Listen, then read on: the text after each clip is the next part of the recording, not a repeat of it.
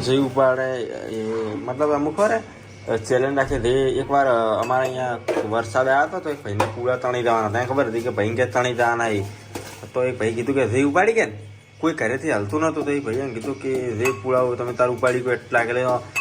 વસ્તી છૂટી જેટલા ઉપાડ્યા તો 2 પૂળા કે માસી નહીં ઉપડતા વસ્તી 15 20 પૂળા હસી ઉપાડતા હતા પણ વરસાદ આવ્યો ને આખો તાણે નજીમ ગયું હતું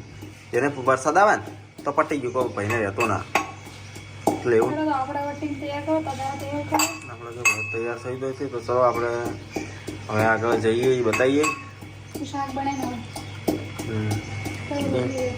તમે શું કહો